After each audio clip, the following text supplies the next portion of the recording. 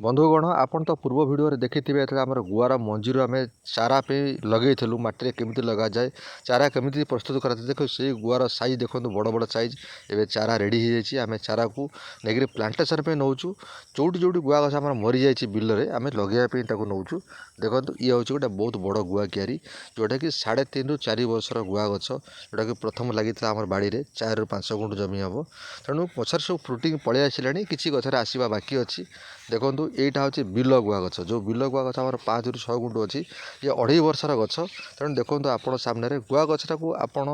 ବାଡ଼ ହିସାବରେ ୟୁଜ୍ କରିପାରିବେ ଆଉ ଇଣ୍ଟିଗ୍ରେଟେଡ୍ ବି କରିପାରିବେ ଗୁଆ ଗଛ ଭିତରେ ଆପଣ କୁକୁଡ଼ା ଚାଷ କରିପାରିବେ ତା ସହିତ ଆପଣ ଛେଳି ମେଣ୍ଢା ଛାଡ଼ିପାରିବେ ଗୁଆ ହେଉଛି ବହୁତ ଲାଭଜନକ ଫସଲ